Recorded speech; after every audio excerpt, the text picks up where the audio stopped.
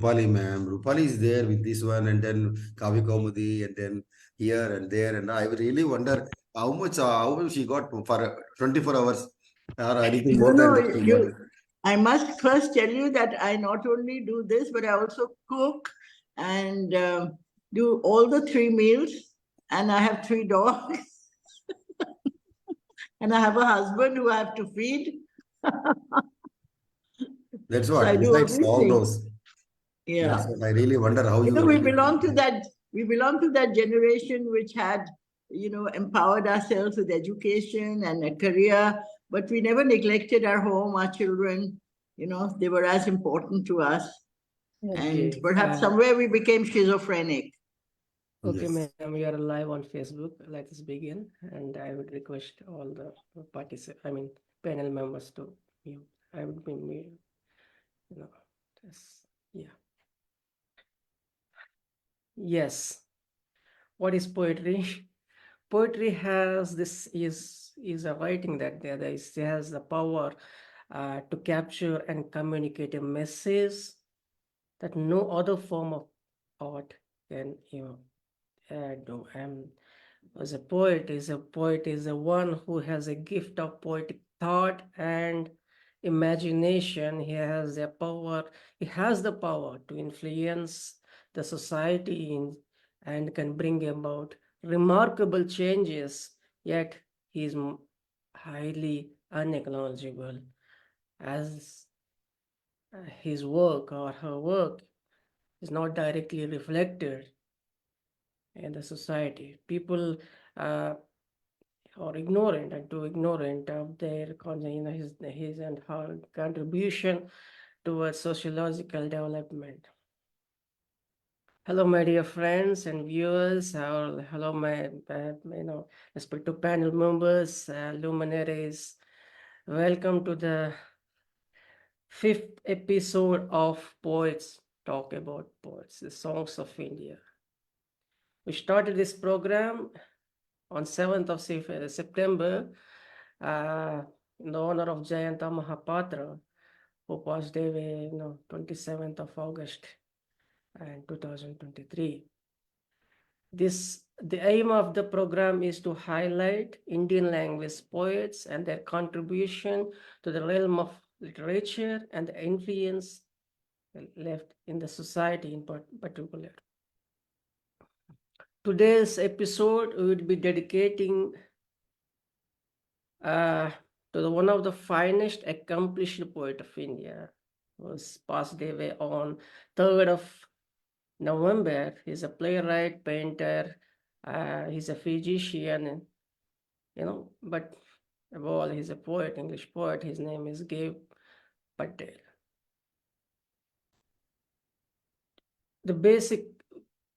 We have the 4 members who will be presenting and talking about the particular poets of their choice, and each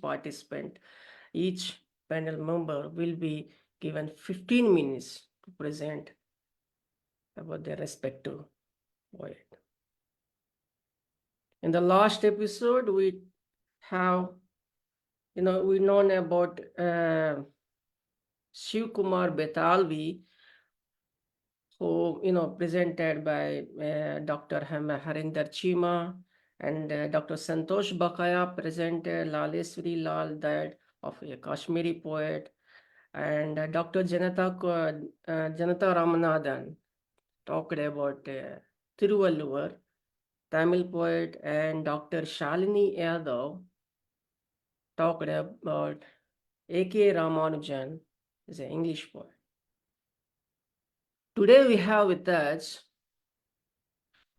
Honorable Dr. Srinivas Vasudev, who would be talking about Gudipati Venkatachalam, otherwise known as Chalam. Dr. Kumud Bala, who would be talking about Subhadra Kumari Chouhan, and Dr. Miss Narinder Kaur would be talking about Gieve Patel, and Miss Banerjee would be talking about a Bengali poet called Mallika Gupta. Along with me, I have, to moderate a senior retired professor of Delhi University, Sri Venkatachalam University, Dr. Rupali Sarkar Gaur, who would be taking the show along with me and who would be saying few words before beginning the program, and who would also be introducing and respective panel members as per the order. Over to you, ma'am. Thank you. Thank you so much, Prasanna, and welcome, dear poets, who are also scholars. We look forward to listening to you today so that we bring back our poets of this country back to us. We learn about them, know about them. We begin today, the evening, with Dr. Srinivas Vasudev, who is an award-winning, much acclaimed, and published bilingual poet, academic, writer, and editor. He taught in Andhra University, and later he taught in universities in Oman, Singapore, Brunei, and Darussalam. He is presently involved in teaching and literary activities across India. His volume of Telugu poetry, Akupata, is well acclaimed. It was published in 2014. He has nearly a dozen anthologies in English, wherein he shared space with many stalwarts like Gulzar, Dipti Nawal, Shashi Tharoor, Yasin Anwar. He's one of the 5 special jury mentioned Rabindranath Tagore Award for the year 2013. An outstanding poet of the year for his English poem. He has won a place in the Hall of Poets, an international anthology in the year 2016.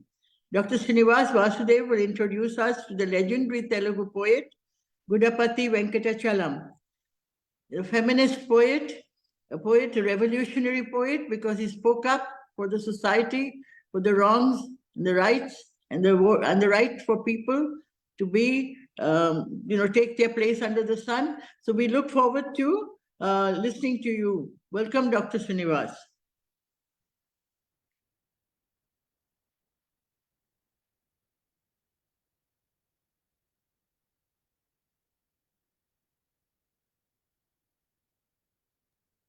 Please unmute your mic, sir.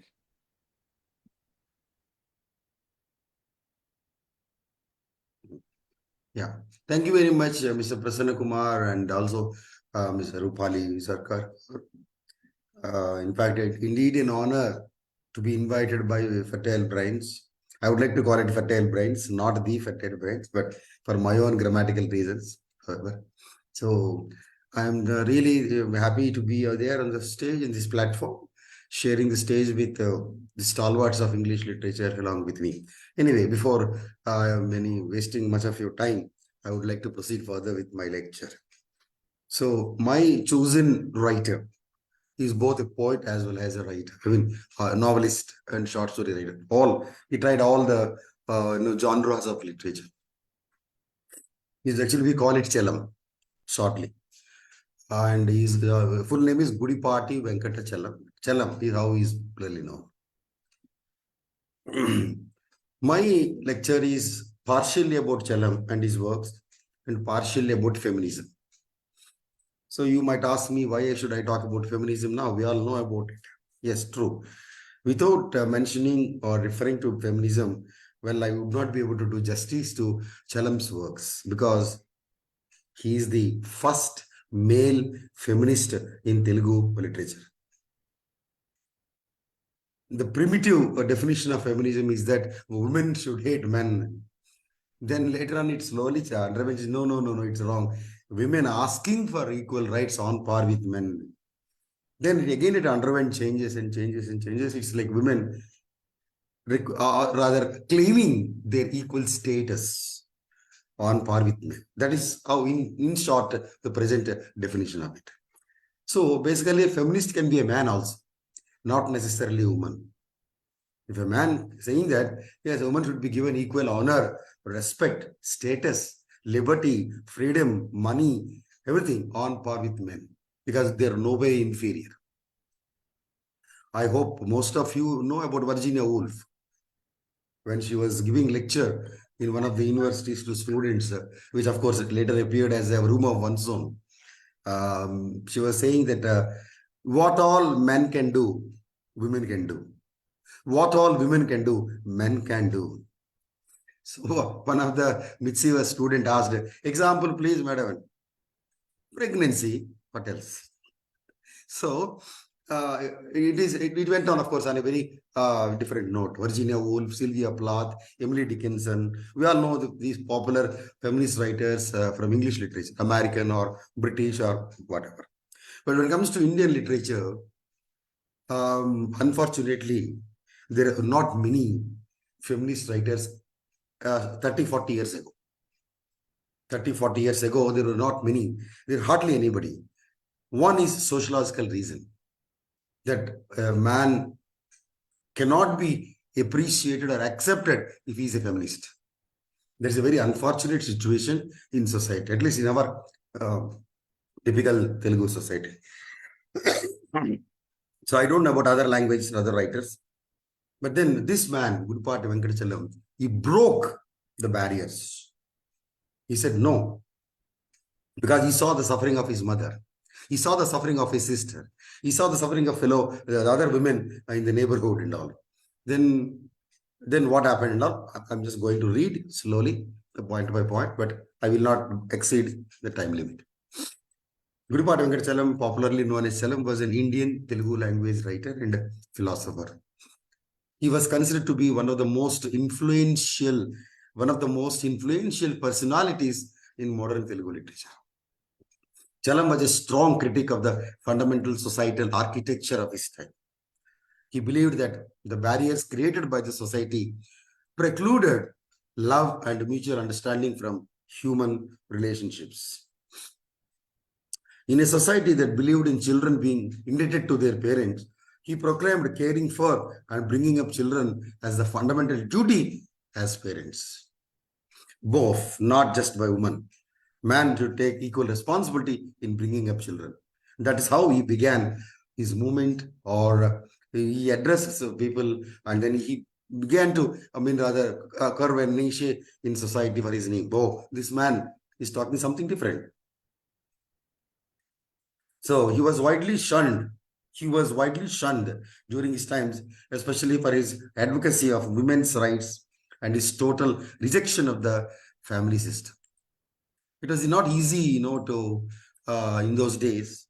He was belonging to a 20th century writer, somewhere in interior part of Andhra Pradesh. He was born in a typical, very staunch Orthodox Brahmin family. He was widely shunned, means put away during his time, especially for his advocacy of women's rights and his total rejection of the family system. I would like to begin my lecture by stating that perhaps he is the first male feminist in Telugu literature. If I am not mistaken, he is also the first male feminist in Indian literature, not to mention Vedavyasa of Mahabharata, and who also wrote about Pruda, Kunti, and other things from the perspective of feminism. I am not going to touch that particular aspect, not necessary, but the modern literature, it starts with Chalam, for us, at least in our language. Chalam was born on 18th May 1894, late 19th century, in Krishna district of India. His mother was Venkatachalam and his father was Sambasivarao. He was mainly raised in Tenali after he married grandfather, and after his maternal grandfather adopted him and changed his surname to Kumari to Gudipati. He was an avid practitioner of Hindu rituals, his grandfather, and committed himself to an exhaustive study of Hindu epics as well as Hindu doctrinal teachings and all.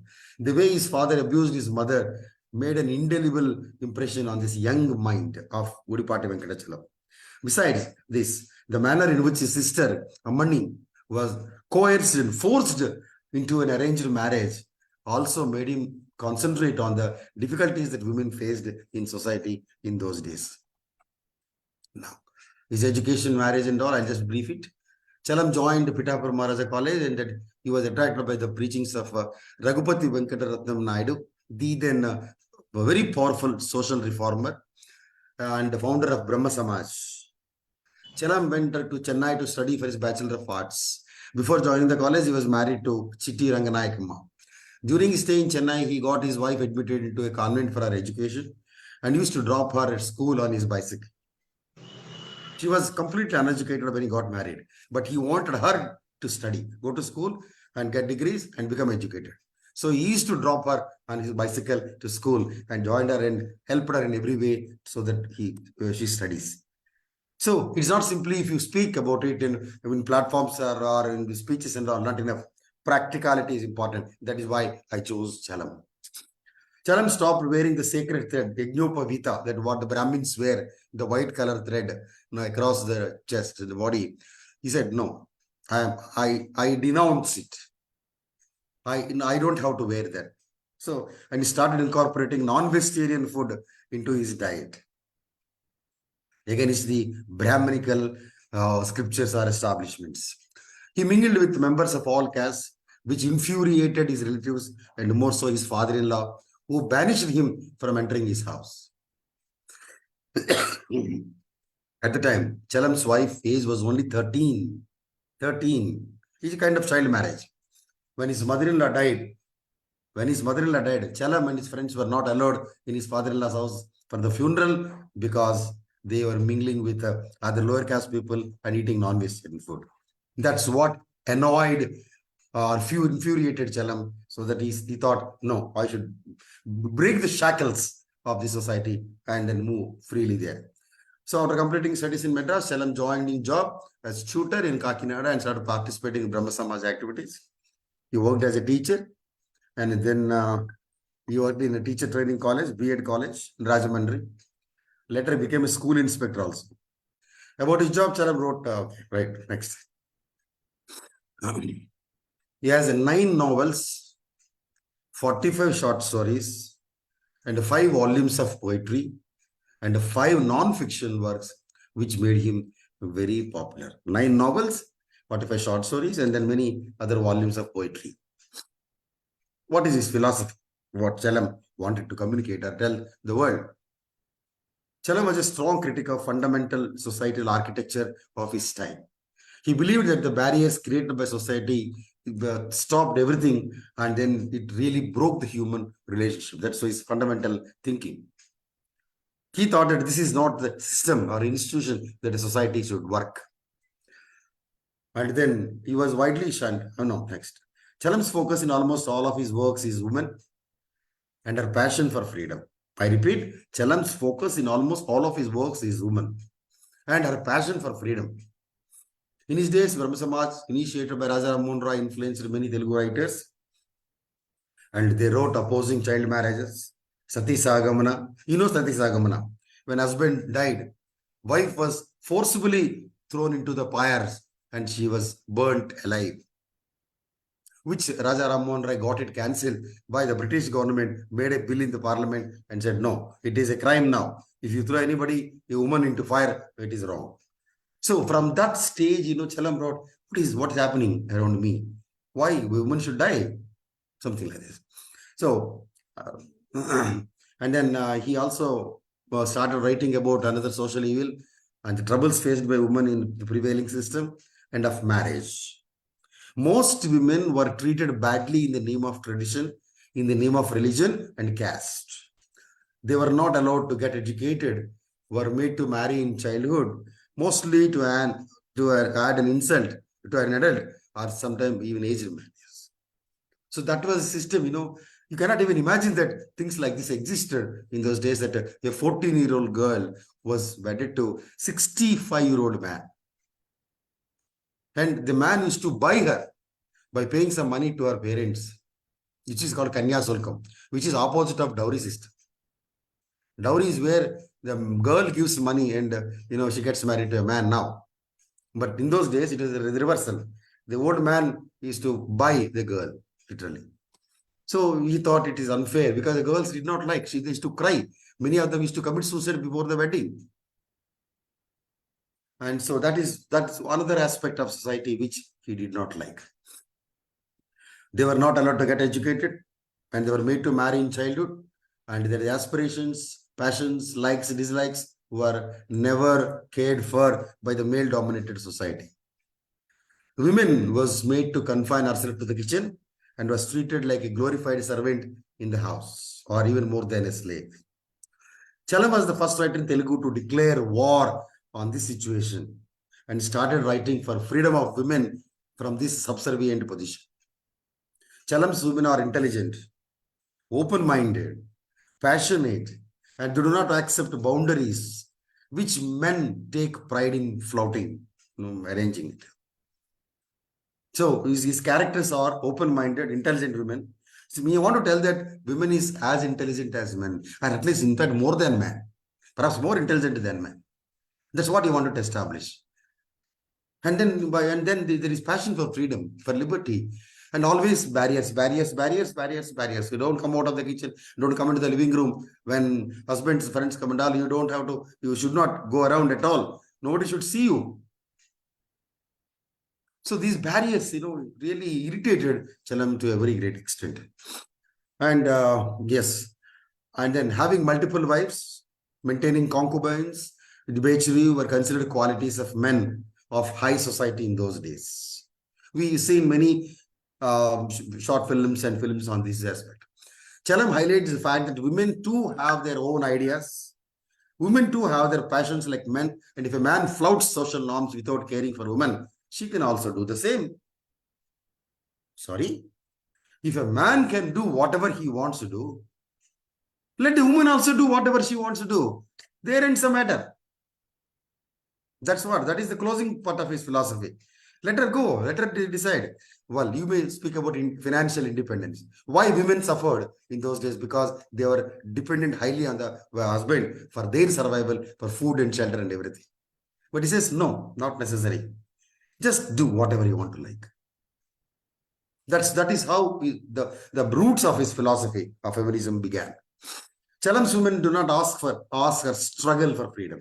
They just resist it and go about their own ways. And Chalam presents a contrasting picture to what was really happening in the society of the day. So much so that his books were banned by the adults of a family, and we are not supposed to bring Chalam's book into the house. Because they believed that would influence the girl or the woman, and they would do something. They would run away, and they would be resisting, they would be opposing, protesting. No, this shouldn't happen. Keep Chalam away from women. He might create a new cult. So Chalam was almost like an anti-social element, an evil for men in those days, for the adults particularly. So his books were not allowed, and people are not supposed to mention his name also. In fact, colleges also were not allowed to use his books in the syllabus in the early 20th century. Chalam's women ask for struggle and they resist and go about their way. Chalam presents a contrasting picture to what was really happening in society of the day.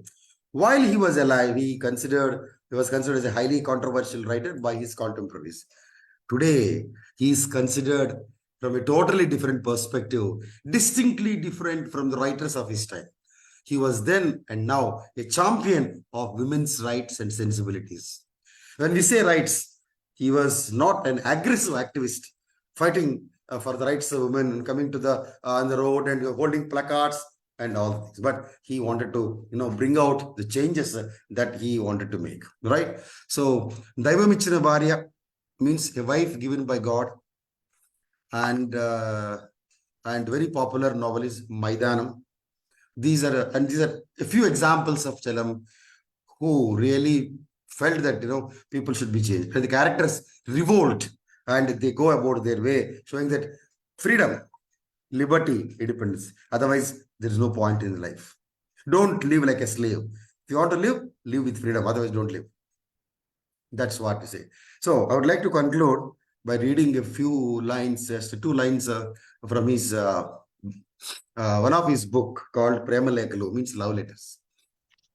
Why I chose him as a poet. I read Telugu version, only 4 lines. I read English version and close. Kanapadavu. Kani నీవు చిరపరిచయం నీ రూపం అగోచరం నీ స్వభావం మనోభావానికి అతీతం కానీ నీకన్నా నాకు హృదయానుగతం ఏదీ లేదు నీ నామ మనుస్మృతము కలలో విన్న గానం వలె ప్రతి నిమిషము నా చెవులు ధ్వనిస్తోంది నీ పేరు నా వైపు నడిచొచ్చే నా వైపు నడిచొచ్చే నీ మృదు పాద రజము అస్తమయ మేఘాలకి రంగు పులుముతోంది, ఎర్ర రంగు. నన్ను వెతుకుతో వచ్చే నీ అడుగుల చప్పుడు నా హృదయంలో ప్రతి నిమిషము ధ్వనిస్తోంది. నా పరమావధి నీవు. Basically it is called surrealistic poetry. అది వాస్తవికత. ఇక్కడ నీవు, me anybody it can be, right? The one who saying it can be anybody. And no head, no tail, nothing. Surrealism, surrealistic. I just give you the English version of that. Never saw you, but I know you since ages. I can't have a clear picture of you. Don't have a scantiest idea of your attitude. But there never was anyone before you in my heart. I hear your name in my ears just like a song heard in a dream. I hear your name in my ears just like a song heard in a dream. The dust gathered when you were walking towards me, sprinkled dyed red color to the clouds. You are my ultimate. That's all from me. That is the concise and very brief introduction of Chalam. In fact, I can speak about 10 days about him, but yes, but it's short and brief, short and sweet. That's what Prasanna Kumar wants. I think I covered many of his aspects and of his writings and all, particularly his philosophy, etc. I'm done, sir. Thank you very much. Any questions? Thank you, sir. Thank you for enlightening about a poet, a Telugu poet who is a revolutionary in such a kind, he's a feminist. And that was Chalam who, with Chalam. And the Vasudev sir has put, presented in such a beautiful way. Thank you. Thanks for being with us, sir. Rupali ma'am, would you like Yes, thank you so much, Dr. Vasudev, Srinivas Vasudev, for very inspiring talk.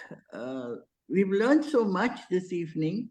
This is the purpose of this program that Prasanna and I thought about, because we were in the process of reading our own and writing our own poems. We were forgetting the great legends of this country. To listen to you about in such detail about Venkatachalam is very inspiring, not only to women but to men. That he was witness to a great deal of atrocities committed in his own home, from where his poetry probably, because he's an authentic witness to it. So there is no, fraudulent just talk about feminism. He's a deeply feminist person.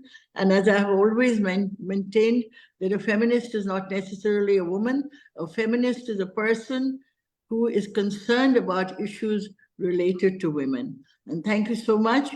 I think after this talk, we will want to read more about him and his poetry. And I hope we get another opportunity to meet with you. Thank you so much. Thank you, sir. And let us move across to our next panelist. Let me take the honor of introducing Dr. Kumud Bala. Dr. Kumud Bala is widely acclaimed and awarded trilingual poet, academic editor, and author and translator. An MA in Hindi, MSc in Botany and Chemistry, doctorate and DLit in Hindi and Botany. She promotes poetry and literature through 3 poetry groups: Mahila Kavya Manch, Andhra Pradesh, Kavya Konsi, Hindi Chetna Manch, and the highly acclaimed Kavi Kumari International Multilingual Poets Group, associated with Telangana Sahitya Academy. Her publications include 15 research books in botany and 5 poetry books in Hindi, 2 story books, 4 children poetry books with her poems published in more than 45 Hindi and English anthologies. Dr. Kumud Bala will bring back to us the powerful revolutionary poet Subhadra Kumari Chouhan. Welcome, ma'am. You got 15 minutes from now. Thank you. Over to you, ma'am.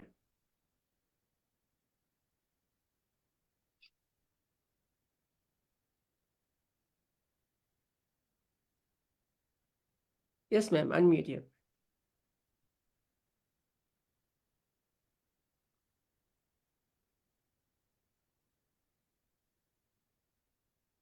Please unmute your mic, ma'am. We are trying.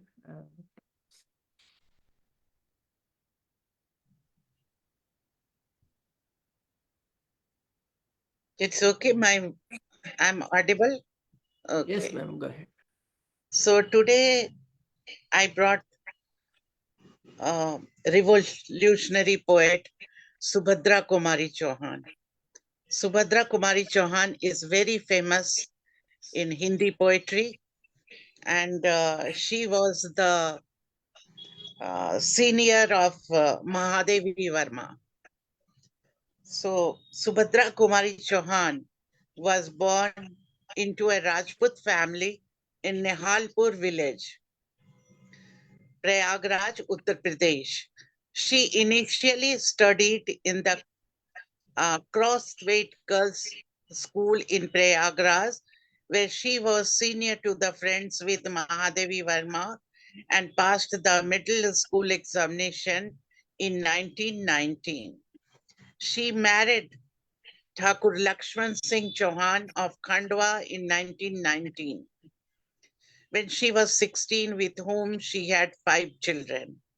After her marriage with Thakur Lakshman Singh Chouhan of Khandwa in the same year, she moved to Jabalpur. In 1921, Subhadra Kumari Chouhan and her husband joined Mahatma Gandhi's non-cooperation movement. She was the first woman satyagrahi to court arrest in Nagpur and was jailed twice for her involvement in protests against the British rule in 1923 and 1942. She was the Legislative Assembly of the state. She died in 1948 in a car accident near Sioni, Madhya Pradesh, on her way back to Jabalpur from Nagpur, the then capital of Central Provinces, where she had gone to attend the assembly session. Subhadra Kumari Chouhan authored a number of popular works in Hindi poetry. Her most famous compositions is Jhansi Ki Rani, an emotionally charged poem describing the life of Rani Lakshmi Bai. The poem is one of the most recited and sung poems in Hindi literature, an emotionally charged description of the life of the Queen of Jhansi and her participation in 1857 revolution. It is often taught in a school in India. A couplet repeated at the end of each stanza goes like this. Jhansi ki Rani, सिंहासन हिल उठे, राजवंशों ने भ्रिकुटी तानी थी, बूढ़े भारत में भी आई फिर से नई जवानी थी, गुमी हुई आजादी की कीमत हम सबने पहचानी थी, दूर फिरंगी को करने की सबने मन में ठानी थी, चमक उठी संसदा वन में वह तलवार पुरानी थी, बुंदेले हर बोलों के मुख हमने सुनी कहानी थी, खूब लड़ी मर्दानी वह तो झांसी वाली रानी थी। सुभद्रा कुमारी चौहान को कौन नहीं जानता है? जो भी हिंदी लिटरेचर से परिचित है, सुभद्रा कुमारी चौहान को पहचानता है, और बच्चे बच्चे के मुंह में उनकी झांसी की रानी कविता सभी को याद है, कंठस्थ है, सिलेबस में है। Subhadra Kumari Chauhan wrote in the खड़ी बोली dialect of Hindi. खड़ी बोली में ही लिखती थी वे, और उनको अवधी और भोजपुरी भी आती थी. In a simple, clear style. Apart from heroic poems, she also wrote poems for children. She wrote some short stories based on the life of the middle class family. Subhadra Kumari Chauhan अपनी एक ही कविता से बहुत फेमस हो गई थी, वह थी झांसी की रानी. सभी की जिंदगी में बहुत सारी लोग अपनी अपनी जिंदगी में कविताएं लिखते हैं और किताबें लिखते हैं, मगर जैसे सोहन लाल द्विवेदी, बहुत सारी कविताएं लिखी, बहुत सारी किताबें लिखी, हिमनंदिनी और हिमालय, वतन की पुकार, मैथिली शरण गुप्त, बहुत सारी किताबें उन्होंने लिखी। लेकिन इन लोगों की एक एक कविता जो इतनी फेमस हुई कि वे लोग उससे ही जाने जाने लगे। लाइक सोहनलाल द्विवेदी की कविता, कोशिश करने वालों की हार नहीं होती। ओनली वन लाइन, एक लाइन इतनी फेमस है कि हर कोई जानता है कि हु इज सोहनलाल द्विवेदी। उसी तरह सुभद्रा कुमारी चौहान, सभी पहचानते हैं कि सुभद्रा कुमारी चौहान वो कवित्री है, वो पोएट है जिन्होंने झांसी की रानी को फेमस कर दिया।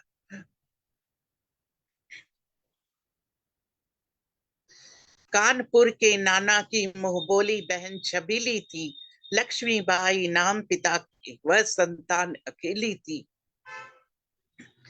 नाना के संग पढ़ती थी वह, नाना के संग खेली थी, बरछी ढाल कृपाण कटारी उसकी यही सहेली थी।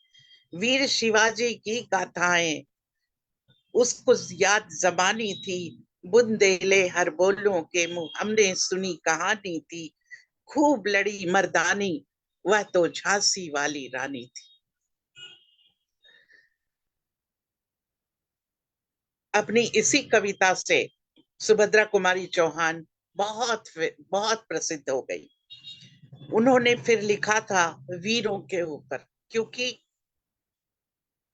ज्यादातर वो देशभक्ति कविताएं लिखा करती थी। She was a revolutionary woman, स्वतंत्रता सेनानी, फ्रीडम फाइटर। तो इसलिए उनकी कविताओं में देशभक्ति, पैट्रियोटिज्म बहुत झलकता था। उन्होंने लिखा, आ रही हिमालय से पुकार है उद्दति गरजता बार बार, प्राची पश्चिम भू नभ अपार, सब पूछ रहे हैं दिग दिगंत, वीरों का कैसा हो वसंत।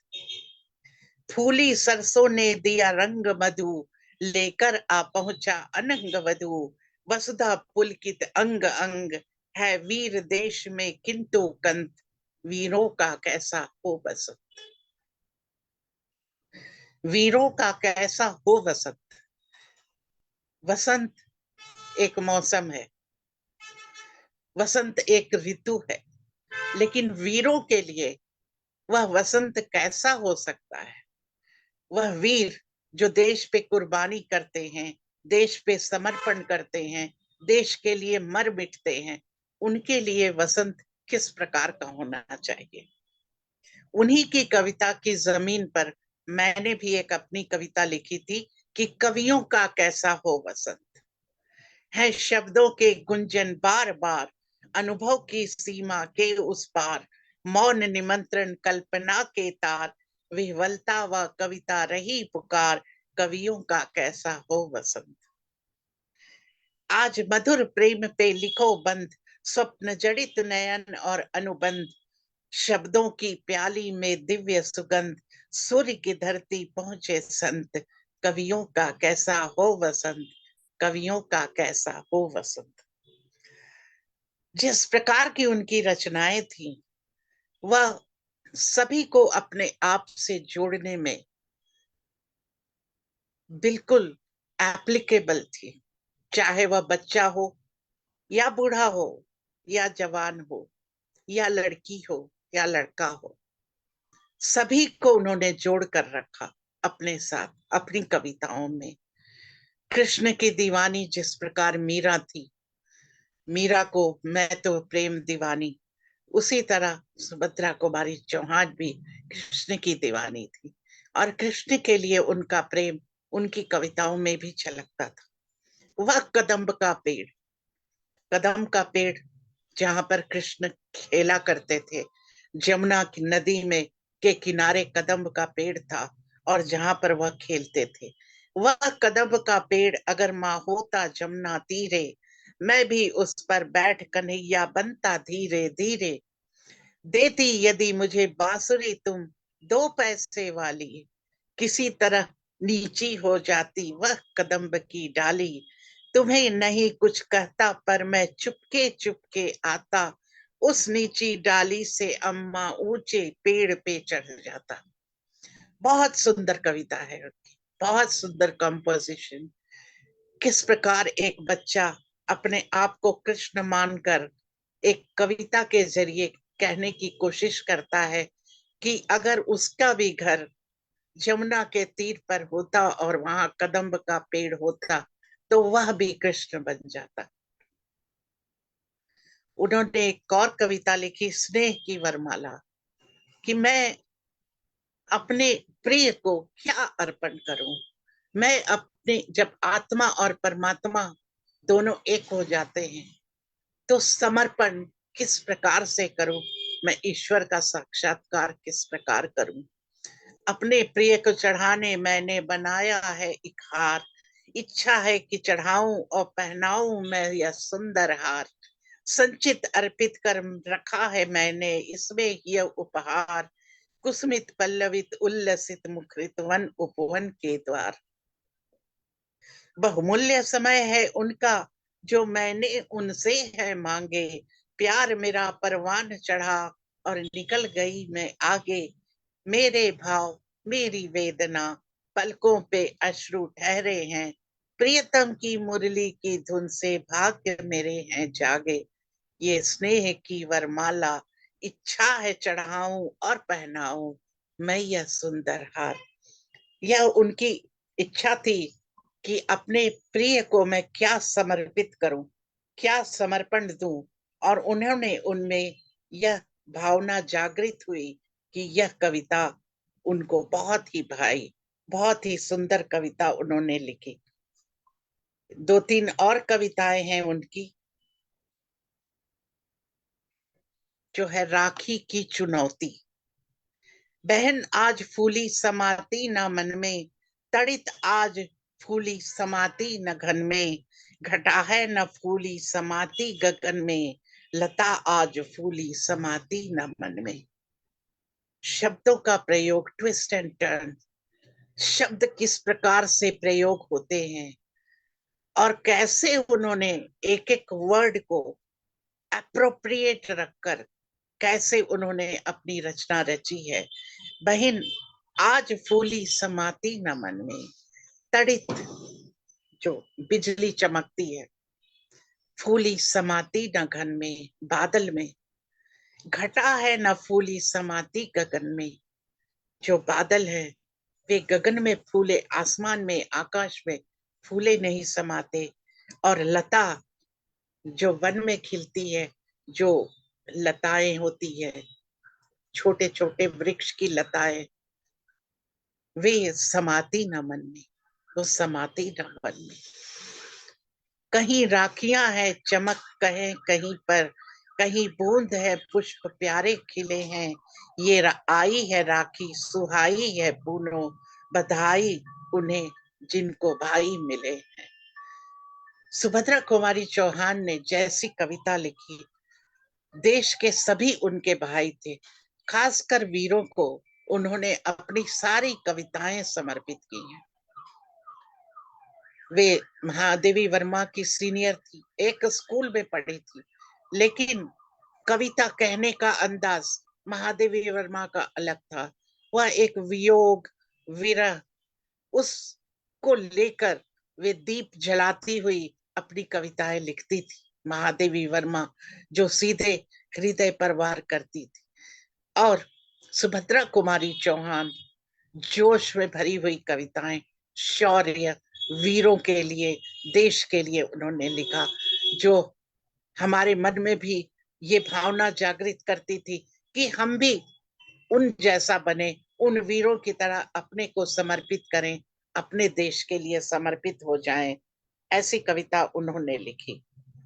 इसके अलावा उनकी कविता थी एक खिलौने वाला, बहुत प्रसिद्ध कविता, खिलौने वाला।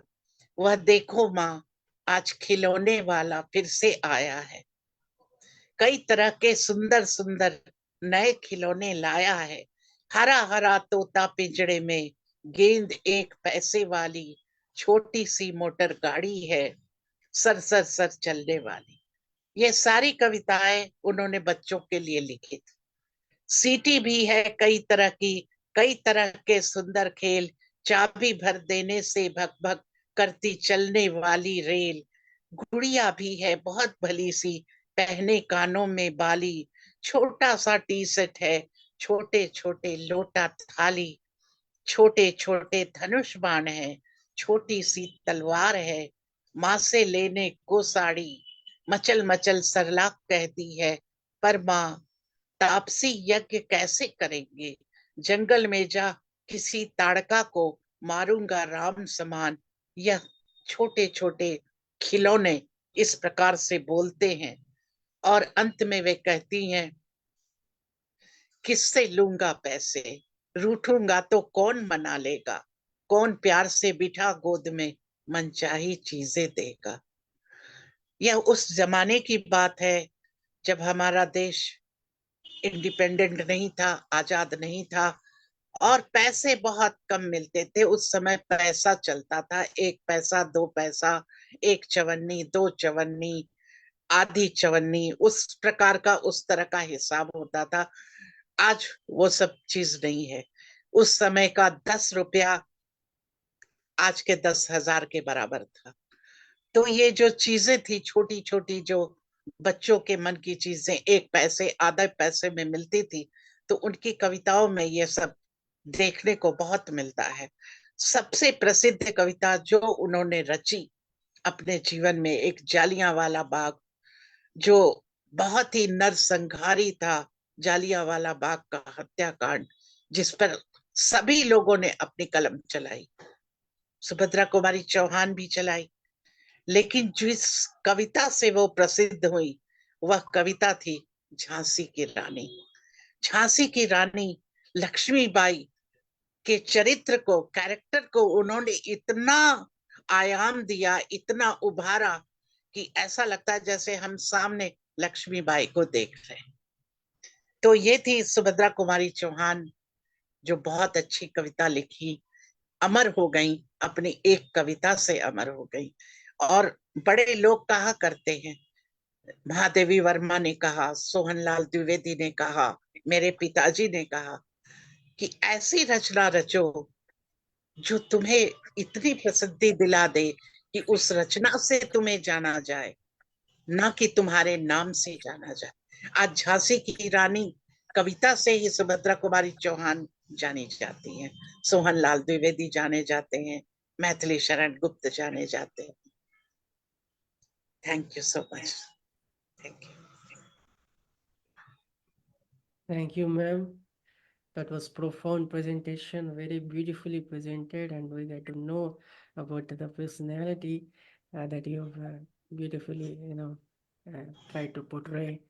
That, like, try to, recognize by the name of the, not by the name of the poet, but then the work that has been, put into, delivered by them. Rupali ma'am. Thank you so much, Kumud. बिल्कुल गदगद हो गए, हाँ, सिहर गए listening to you. It has been such a wonderful experience.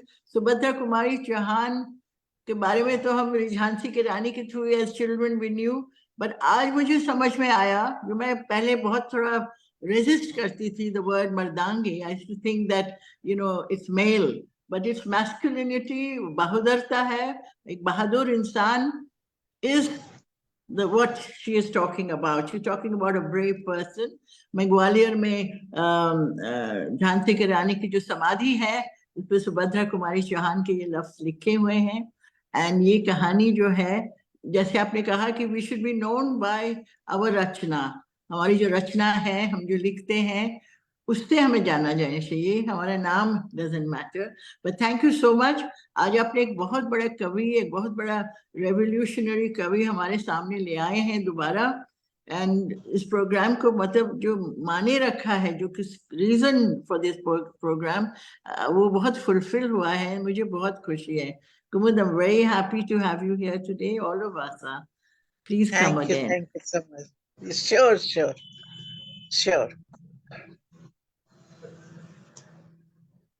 Next poet would be next panel member is No, Miss Narenderjit Kaur, ma'am.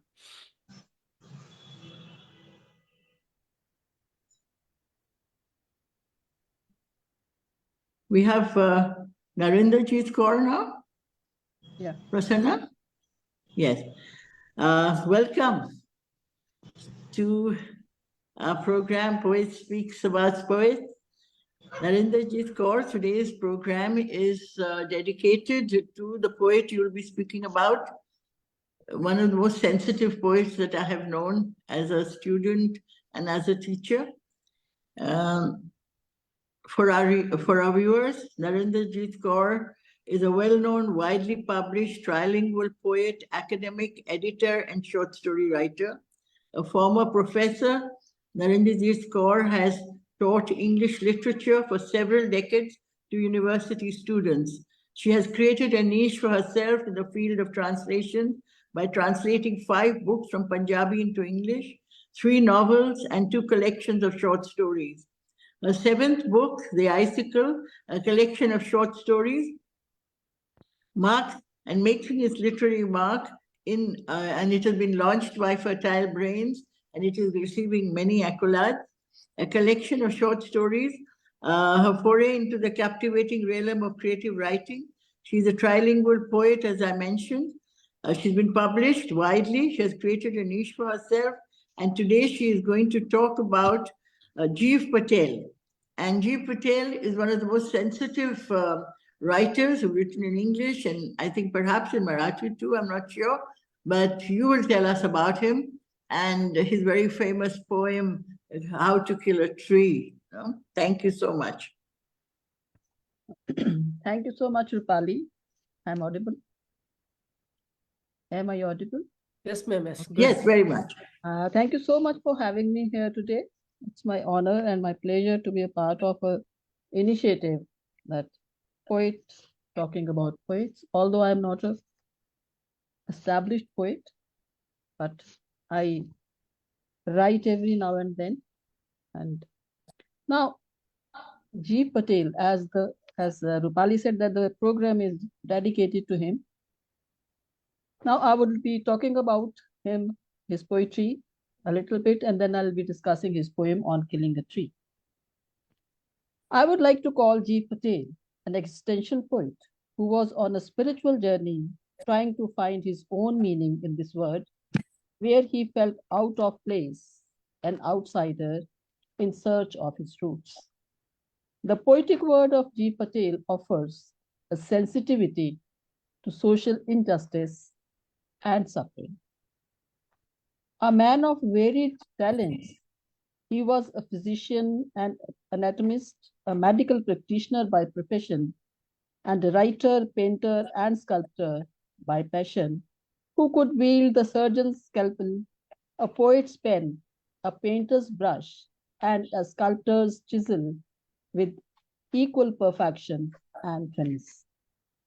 Born in 1940, Gieve Patel passed away just a month and a half ago on 3rd November. And today it's my tribute to an outstanding poet who will be remembered for years for his contribution to Indian poetry in English. He was a Bombay poet, a close associate of Nizam Eskeel, Adil Jusawala, A.K. Ramanujan, and others. He started writing at the age of 18, and his first poem was published in The Quest. And then regularly his poems were published in well-known literary journals and magazines. He had 3 collections of poetry to his credit. First was titled Poems in 1966, which was published by Nizam Eskeel. Then second book was How Do You Tolerate Body in 1976. And third book was Mirroring in 1991.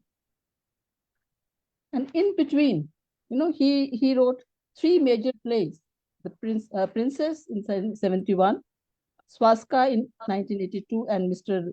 Behram in 1987. And all these 3 collections, written at different times, manifest different themes. Now, Gieve Patel was a man of his time. and the socio-political climate of the world that he lived in definitely found a reflection in his words.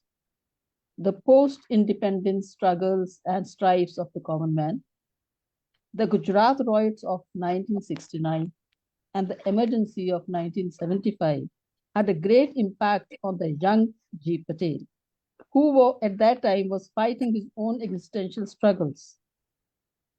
Born in a Parsi family, he found that he belonged to a minority marginalized community that was treated as outsiders and was not a part of the culture of the place.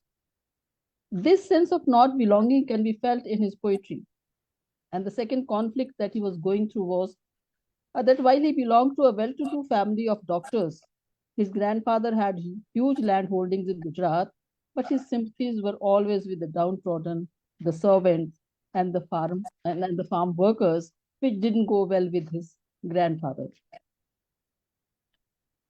So if we look at his timeline, the way he was, now there was a gap of 10 years and 15 years between his three collections of poems. So that gap can be ascribed to the fact that he had been trying his hand at all these different forms of expressions to establish his own identity, painting and sculpture and writing poetry and writing plays. At one time, he even thought of resigning as a physician and turning all his time and energies towards artistic pursuits, but then he decided against it. It was only after his retirement in 2005 that he concentrated on poetry and paintings. Now his paintings, there are two major series, politician series and railway platform series, depicting the painter's longing to find solitude in the chaos of the city. Bombay City dominates most of his other paintings, like Two Men Near a Handcart, Vegetable Seller, Bus Stop, The Letter Home, Looking in the Well, Full Moon. And his sculptures are based on two themes only. One is Eklavya from Mahabharata, and second is Daphne from Greek mythology. Now, his poems in the first collection, titled Poems, are saturated with what Patel himself describes as the then shock of his medical training, where a young man confronts the bodies casually sliced open and turned inside out, and the insistent closeness of healing and violence. This training is reflected in his obsession with the detailed descriptions of the human body, or the flesh of the world, its fragility, its perishability, and mortality. Patel has mentioned different body parts in most of his poems, like skin, blood, heart, chest, lung, liver, veins, bowels, brain, bones, fingers, nails, and viscera. The poet in him looks at the whole process of life and death as a forensic pathologist. Even the title of his poems point towards his engagement with the human body, like public hospital, old man's death, forensic medicine, and post-mortem report, and in which he very objectively talks of the human dead body. I'll quote, "It's startling to see how swiftly a man may be sliced from chin to prick, how easily the bones he has felt hold under his chest for 60, 70 years may be snapped. With what calm, liver, lung, and heart be examined, the bowels noted for defect, and brain for hemorrhage, and all these insights that have for a lifetime raged and strained to understand be dumped back into the body, now stitched to perfection before announcing death as due to an obscure reason." In his second collection, How Do You Withstand Body, in 1976, the human body often appears as the tortured substance of citizenship in anxious times. Now, this is the period of emergency, right? The viscera earlier encountered on the dissection table turns out to be just as much those of the nation and its multitudes. The inequalities of caste and class, the predicament of the subaltern who have been forever relegated to the margins, and the violence and pain of the underdogs become his major theme. Being the target of collective anger, G. Patel laments the isolation faced by the Parsis, as very clearly suggested by the title of one of his poems. The ambiguous fate of G. Patel is being neither Muslim nor Hindu in India. In another poem, Body Fears, Here I Stand, he laments, and I quote, Body fears, here I stand, a latitude of arms outstretched, tip to tip, longitudinally, scalp to toe. Could violence performed on me register anywhere at all outside? Who is to say it happened? So the pain that people feel inside is not registered outside. So these are the themes of his second phase of poetry. And in his third poem, Mirrored Mirroring, it marks a spiritual turn in his work. He comes out of the injuries, butchering, and pain, and there is a return to reconciliation, surrender, and submission, and a sort of resolution. Though in youth one finds confidence in one's own potential, there comes a phase when one is craving spiritual satisfaction. In one of his poems, God or, I quote, God or something like that shot through each part of you, down to your small fingernail, well into pits and wells you didn't know of. So the God that you didn't know of earlier, now you come face to face with that God. Now I'll come to his poem on killing of a tree. It's a very famous poem where he comes up as an environmentalist. Right? Now, G. Patel, a passionate advocate for environmental protection and a staunch opponent of human cruelty towards the natural world, he was a member of the great Green Peace Movement, an organization that employs non-violent creative confrontation to expose global environmental issues and advocate for solution towards a green and peaceful future. Patel's profound sensitivity and creative expression vividly conveys his distress and indignation regarding humanity's reckless destruction of natural environment. Now, this intersection of literature and environment is what we call eco-criticism, which explores how the environment is mirrored in literature to create public awareness regarding the imperative need to safeguard Earth's natural resources. And it becomes more imperative in these times of technological civilization, as we may call it. Now, literature assumed a pivotal role in redirecting human consciousness to a comprehensive understanding of its place within a jeopardized natural world. And his poem on killing a tree registers his protest against the violence and ecological terrorism exacted by man on nature. In this poem, G. Patel describes the murderous rage with which a tree is killed.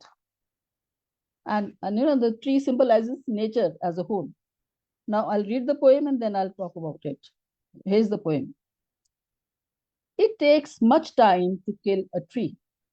No, not a simple jab of the knife will do it. It has grown slowly, consuming the earth, rising out of it, feeding upon its crust, absorbing years of sunlight, air, water, and out of its leprous hide, sprouting leaves. So hack and chop, but this alone won't do it. Not so much pain will do it. The bleeding bark will heal, and from close to the ground will rise curled green twigs. No, the root is to be pulled out of the anchoring earth.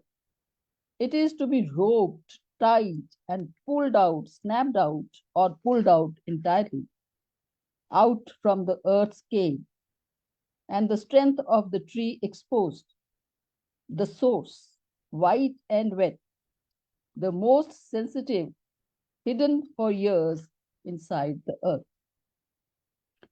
Then the matter of scorching and choking in sun and air, browning, hardening, twisting, withering, and then it's done. Now, the whole poem, the poet is talking of the poem, the cutting of the tree, similar to the murder of a human being.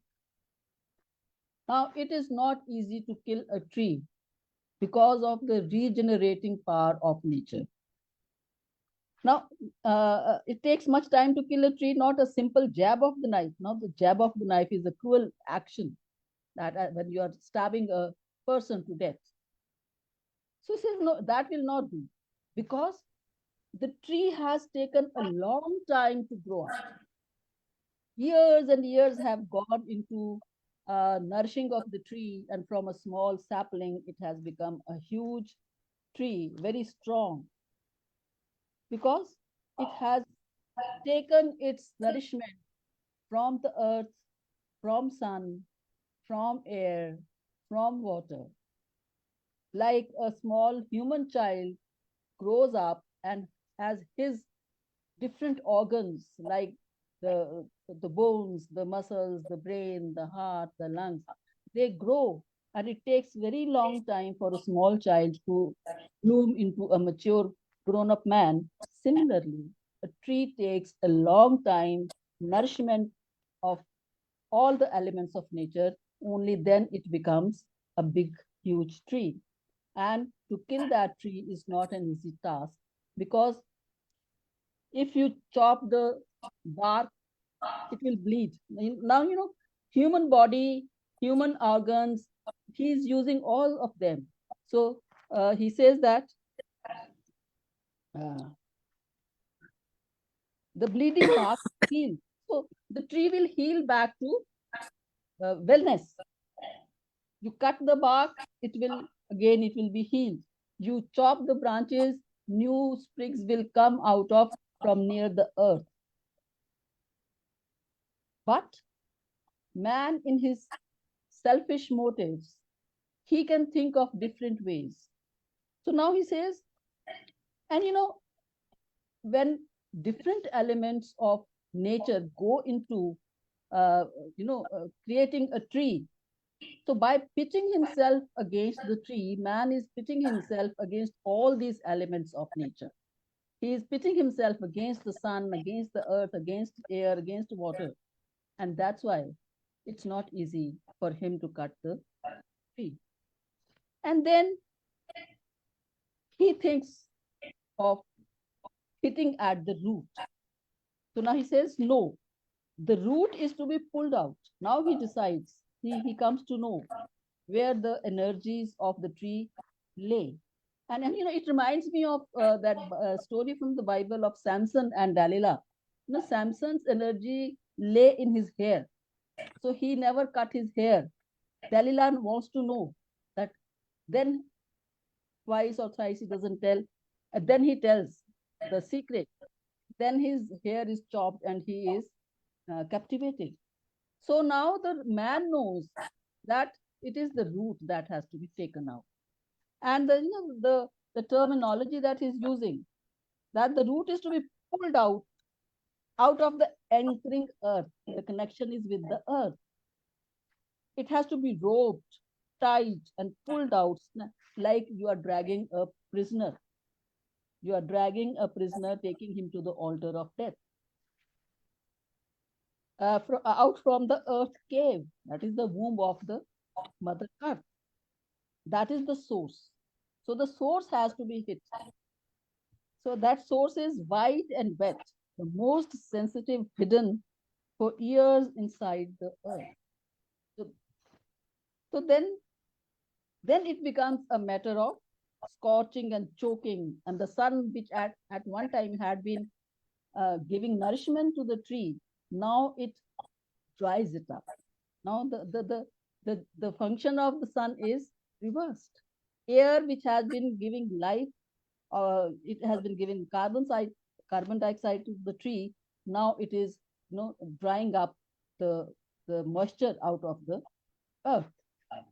So now, the purpose of this is that the author is trying to trace eco-consciousness into the reader's presence of mind and indirectly guiding them to behave rightly.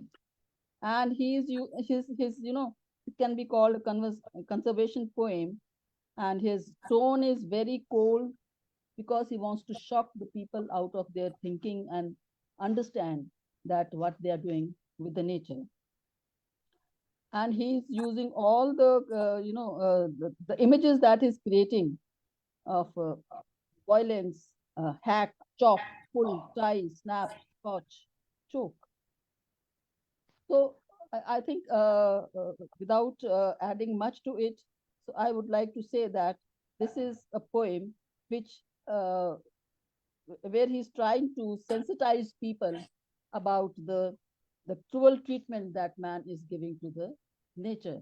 Because now tree is giving something, tree is taking something from the nature, and he's giving out something to nature. He's inhaling carbon dioxide and he's exhaling oxygen. But man is only taking from the nature and he's not giving anything back to the nature. Rather, he's becoming a danger to nature. So I think I would like to close it here because I've got the signal. Though I had something more to say, but maybe some other time.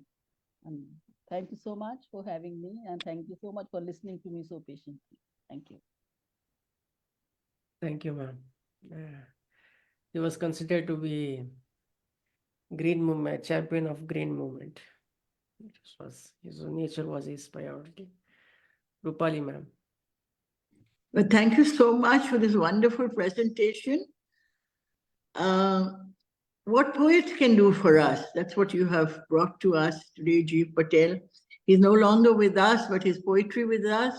And he has told us not to cut a tree. You know, a physician knows every sinew, every nerve, every muscle. It takes me to Jagdish Chandra Bose, a scientist who also believed, and he experimented, and he had instruments with which he could find out that plants can feel, they feel nervous. If you plan to cut a tree, it receives a shock. And, G. Patel being a physician himself and a poet and an artist, and if anybody had influenced me never to cut a tree, it has been this poet. And I think that since we're all poets here, we know that there is so much power. And I'm glad that this poem is in all the textbooks and, school textbooks, and children are reading it, and we read it. And you've done a wonderful analysis of the poem. Thank you so much. Thank you, ma'am. That was lovely indeed. Let us hear one more, contemporary poet, talking about. Let me take the honor of introducing Lopamudra Banerjee. Lopamudra Banerjee is an acclaimed awarded Indian author, poet, translator, editor from Dallas, Texas, with 8 books and 6 anthologies in fiction and poetry. Twice recipient of International Ravel Prize, her non-fiction and poetry have been published in various renowned journals, e-zines and anthologies in India, UK, USA, including Stanford University's Life in Quarantines project. Her English translation of Asha Purna Devi's award-winning novel Bakul Khatha received honorary mention at London Book Festival 2022. Her recent notable works are We Are What We Are, co-authored with fellow poet Priscilla Rice, and The Bard and His Sister-in-Law, English translation of Finnish poet and author Mallika and Gupta's historical novel Kabir Bothan.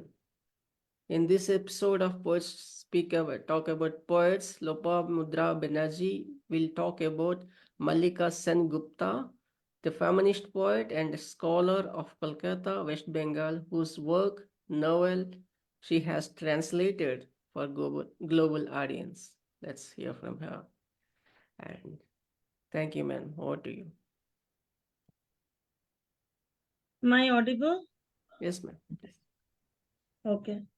First of all, thanks a lot, Fertile Brains, for inviting me in this very beautiful initiative of knowing and introducing the works of poets and the scholarly analysis of the works of these poets. I learned a lot from the earlier four speakers who were today representing four different poets from different parts of India. And today here I am in front of you to speak about Mallika Sengupta, a fiery, brilliant feminist poet, and also a novelist. She was more well known as a poet, but there are three novels that she wrote. They were feminist in their perspective, in their ideology. And within a nutshell, because the time is very short, I would like to speak of her overall, like her vast over of work. She's no more with us. Cancer took her away from us. Otherwise, she could have produced more groundbreaking works. But the brilliant works for which she lives on, I'm going to talk a bit about them. So, Mallika Sengupta was born in the year 1960 and she passed away in the year 2011. So you can understand a very short life she lived, but an illustrious life. So she was a Bengali poet and feminist, and academically she was a reader of sociology from Kolkata. She used to teach sociology in a college, in a reputed college in Kolkata. And in terms of literature, she was a celebrated literary figure. And she is mostly known in the academic circle and the Bengali literary circle for her unapologetically political poetry, which has been critically analyzed in not only in India, but also in other countries abroad by literary scholars. And in Poetry International, this is very important to mention, in Poetry International, she has been described as a proponent of an unapologetically political poetry and also an important voice in contemporary Bengali literature. So her journey with poetry started in the year 1981, just after the Naxalite movement, which happened for a lengthy time. It was a political movement and it inspired a bevy of writers, poets, intellectuals, authors. She was one of them. And since then, she has published 11 books of poetry and several essays, non-fiction essays about women, about her feministic ideologies, for which she has been famous for, and also 3 novels, out of which one novel which I translated. The Bengali novel is Kobir Boutan, which translates as, Boutan means sister-in-law, which translates as the bard and his sister-in-law. It is about our famous illustrious Nobel laureate Rabindranath Tagore and his family, and his 2 sisters-in-law who were very extremely close to Rabi and became his literary partners. One of them became his literary partner, Kadambari Devi, who died very young, who committed suicide. And another one was Gyanoda Nandini Devi, who actually brought forward a revolt, a revolution in terms of women empowerment in the latter half of the 19th century within the Jurashako Thakurbari, which was very orthodox, very traditional, and embedded in patriarchy. So this book is about how these women became major sources of inspiration in Rabindranath Tagore's life, and also the dynamics of relationship with the poet among the family, and how they become muses for his poetic and literary creations. And there is a lot more to the book. I'm not here to talk about the book, though I would love to talk about the book. It has just been released. but I'm here to talk about the overall nature of Mallika's work, including her poetry. So about her poetry again, she has been the poetry editor. She has served for a long time as the poetry editor of Sananda, which was a very leading fortnightly magazine for women. It still is, but it was edited by filmmaker and famous actor Aparna Sen. But right now it has a different editor, and Mallika there is no more. And then regarding the awards, Mallika Sengupta has been a recipient of many prestigious awards, including the Shukanta Puraskar, which she got in the year 1998 from the government of West Bengal. And she also received a junior fellowship for literature in the year 1997 from the Department of Culture, Government of India.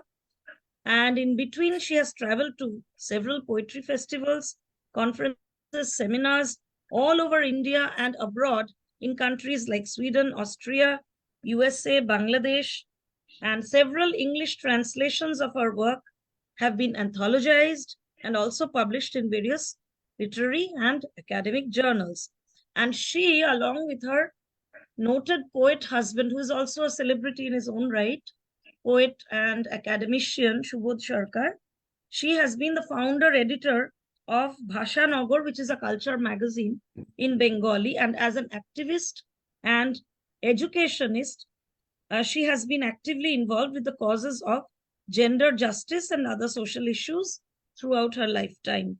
And she has also initiated Alo Prithivi along with her fellow poets and artists, which is a forum committed to raising consciousness among marginalized women and children through poetry, drama, and music. So you can understand the very vast, multifaceted nuances of her work, which encompasses not only poetry, but also feminism, activism. And I want to quote some lines. I would very much love to quote some lines from Poetry International, where there is a criticism about how she mixes her ideology with poetry. Though we understand that poetry is an aesthetic pursuit, all throughout her life, she has argued that one can very well embed her ideology, his or her ideology, within the garb of poetry, while keeping the aesthetic parameters all right, which she did very successfully. So without much further ado, I want to read from a poem of hers to make you understand how she does it. So there's a poem which is in Bengali. The original poem is named Rakta Chinno. Rakta means blood. Chinna means vestiges of blood. And my Dr. Sanjukta Dasgupta, who also happens to be my former professor of English, and she was there during my book launch, she translated the poem into English. So I'm going to read the translated poem here and show you how she merges aesthetics with her ideology. So over to the poem. So the poem is, the Rakta Chinno is translated as Insignia of Blood by Dr. Sanjukta Dasgupta. And the poem goes like this. Man, I have never raised my arms against you. Slitting the hair parting, the day you drew the insignia of blood, I felt pain. I didn't tell you. On dry soil, no rose blooms, no peacock dances. On dry soil, no rose blooms, no peacock dances. Yet, digging the sandy terrain, we drew water. With sun on the lap, have watched glowworms, pointed out Orion. Orion is the star. We know Earth is woman. We know Earth is woman, the sky primal man. Then why have you chained my arms? Why didn't you let me see the sun for 1,000 years? Don't insult the earth that holds you. Don't insult the earth that holds you. Man, I have never raised my arms against you. So this is a very fine example of how she weaves her ideology of feminism, of equality, which like Professor, there was one speaker, one honorary speaker before me. He told, he enlightened us about how feminism is not only contrary to its primitive idea, it is not against men, but it is celebrating womanhood by worshipping both the man and the woman, putting both of them in the altar together and seeing how they can bloom together in respect of each other. So this is a very fine example of our ideology. Then one more poem I'm going to read, which I myself translated, of Mallika. It is called Bish. Bish means poison. The Bengali poem, I'm not reading out the Bengali poem, but I'm reading out my translated version of it so that you can understand how, like I'm going to read out from my Word file, which I've saved here. Can you still see me? I just want to make sure before I proceed. Am I still visible and audible in Zoom? Yes, ma'am. Go ahead. Okay, okay. Please read Bengali original version too. I mean, yeah. Okay, the Bengali version is not with me, but I can read the English version, which I transcreated. So the version goes like this. I can read the previous poem, but I've already read the translated version. Now I'm going to read Bish, which I translated as poison. So it is dedicated to her son, her child. Mallika has one son, Rohitasho, for whom she has dedicated this poem, Poison, Bish. I had thought, my child, I would protect you, cocoon you in a soft bedrock of cotton balls. Alas, a vicious thorn nestled in the cotton balls pierced your tender body slowly, surreptitiously. I had thought, my child, you would be blissfully unaware of the murky language of the dark in a world whose second skin is darkness that remained an elusive dream. I had thought I would never reveal to you that the ruthless surge of jealousy can break your heart. But one day, my child demanded to know the nuances and the connotations of all those vile words. Let this be unfurled then, layer upon layer. Let this be unfurled then, layer upon layer, bearing open to him amid the toxic air of adulthood. Let him grow up in a whirlpool of poison. Let him grow up in a whirlpool of poison, be one among this generation thriving on venom. One day, suddenly my progeny said to me, tell me where the venom is. I will break its vicious fangs.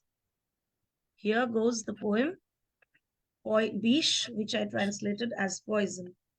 So not only was like feminism embedded in her ideology, but equally the eco-critical point of view, the ecofeminism, that the earth is very much a part of feminism. Feminism is embedded in the creation of Mother Earth, and how the modern civilization is destroying it, and how our children, consciously or unconsciously, are becoming a part of it. So in the garb of satire, she is actually unfolding the various nuances of her mind, in which she is praying for a saner world, which is not meant to be, maybe. She is here, her voice is sarcastic, ironic. At the same time, she is leaving behind a very powerful, a very fiery and feisty message for the younger generation. So these two poems I had in mind to read out. And one more poem, very short. Since you requested me to read the Bengali poetry, I found, so this was one book, Mallika Senguptar's Shrestha Kavita, which is a collection of very famous poems written by her, which I discovered in the year 2006, and my world had changed thereafter. Before that, there was Kamala Das, who was my special author during my master's days in Calcutta University. After that, I discovered that in my Bengali literary world, there was one female sitting very strong just in the post Ashapurna Devi world, in the post Mahashweta Devi world, who was an academician, a poet, a literary activist in the same breath, and whose poems could really steer me up from my stupor. So here goes a poem. I will loosely, I didn't translate it in words, but I will transcribe the sense of it for you. So let me read the Bengali poem first. The poem is called Jadu Samashkar, and it is actually addressed to a newlywed man and his wife. So it's a very fiery poem. Let me read the Bengali one. নবদম্পতি দেখো তোমরা সঙ্গম কালে ডাকিনীরা জনীয় লিঙ্গ পথে ঢুকে যেতে পারে রজস্বিক্ত কাঞ্জিভরম অগ্নিকে দিও আর আলো জ্বালিয়ে চুলে গিঁট বেঁধো পরস্পরে. So in these 4 lines, very succinctly, what she's praying to the newlywed is again embedded in feminism. When a man and a woman ties the wedlock for the very first time, then the nuptial bed happens, right? In the first nuptial bed, first night, in the first nuptial night in the nuptial bed, she is requesting both the man and the woman to be aware, because there might be some mystic forces at work. The Dakinis and the Joginis, they might enter in the bedroom through the coital act that they are engaging it. It's very bold, like the Bengali is very bold here. And she's also telling the bride that your Kanjivaram sari with which you are dressed in complete surrender, you will be involved in coitus with your husband. So beware, it might be drenched in blood in the very first night, but surrender that blood to the god of fire, Agni. And then finally, alo jaliye chule git bado means light, ignite the fire and the light and tie your hair so that you can both be entwined in a nuptial embrace. So here, like, what else can prove that man and woman can be equal? And it also, it might start with their physical interaction with each other, but it is a very mystic, divine connection, because creation will start here on, right? So to me, when I am interpreting this poem, it is a very mystic poem, which on the surface level, it might talk about physical activity, but then deep beneath the surface level, there is a mystical connection at work, a surrealistic force at work, which will happen with the true union of man and woman. So this is a very brilliant, powerful work of hers. And before I end, I want to end with this note that I recently published this my own translation, English translation of her groundbreaking novel. Though we are talking about poetry, so I did not read from this book. This is one of her very brilliant prose works. But this is a very important research work of hers, where she talks about the Jorashako Thakurbari in Kolkata, which is the birthplace of Rabindranath Tagore, and how the historical developments regarding women, their interrelationship with men, and the various social reforms of the Renaissance of Bengal happened during the latter half of the 19th century, when also the poet Rabindranath Tagore, he was blooming at that time. He was a very young boy. So how his consciousness emerged from those social developments, historic developments, and also the various socio-political upheavals that were taking place around the same time. It was a tumultuous time because it was the colonial regime. The British colonial regime was at its peak. So there was the nationalist movement, and it has a direct connection, a direct bearing in the book, because Rabindranath Tagore's sister, Swarna Kumari Devi, who happened to be one of the pioneering Bengali novelists, women novelists, very first of her times. She was considered to be the very first Bengali woman novelist of the 19th century Bengal. So how she and her husband were both involved with the nationalist movement, how they shaped the consciousness of young Ravi, who later became Rabindranath Tagore, how Kadambari Devi, Gyanadanandini Devi, both his sisters-in-law, they took pioneering roles in women empowerment, and also not to forget the men who took pioneering roles in shaping their partners, in shaping their wives, in shaping the lives of the women of the Thakurbari. So this book is a must read. If language is a barrier, because Bengali is a regional language, not people outside of Bengal can read it. So for global readers, I have come up with this book, Baby of Mine, and I would request all of you to go through its contents. With this note, thanking all of you, I will draw closure to my speech. I hope you enjoyed and I did not bore you with too many details. Thanks.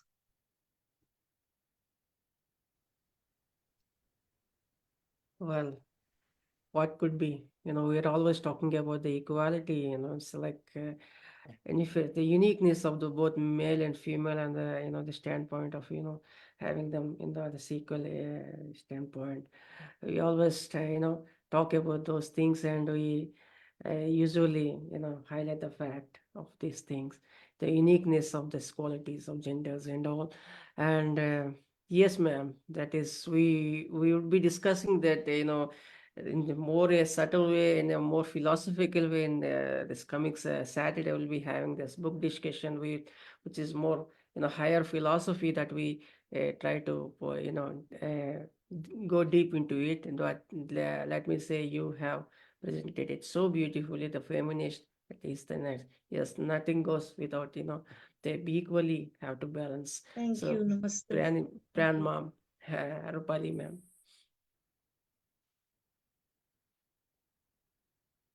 Unmute, ma'am.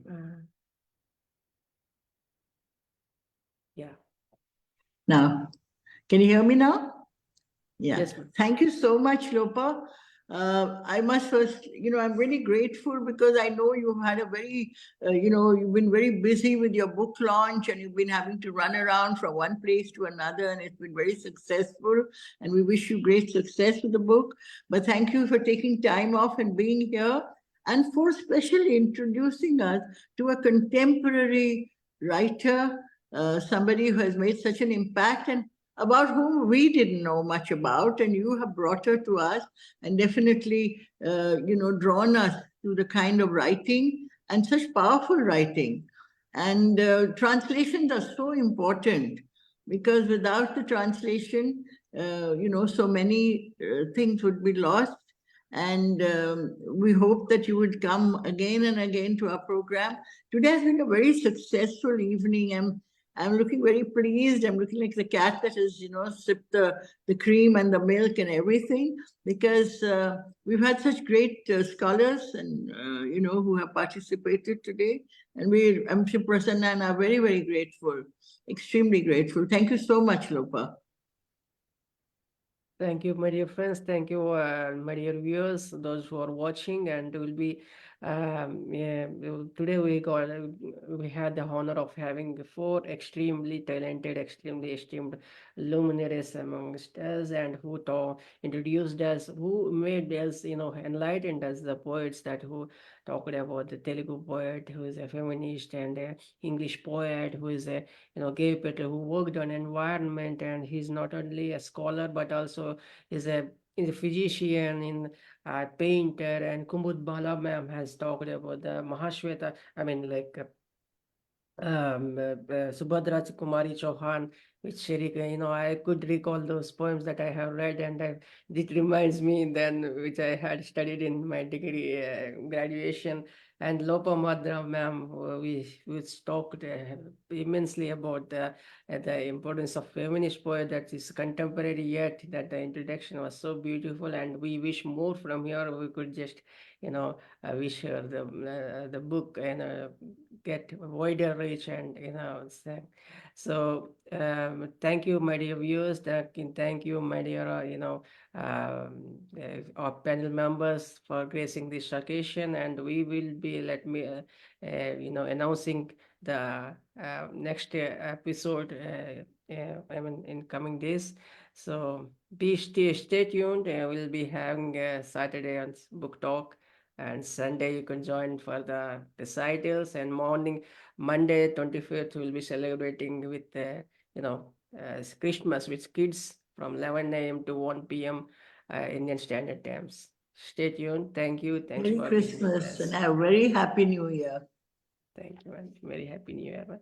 Thank you, Lopo, ma'am. Thank you, Kumud Bala, ma'am, for such a beautiful the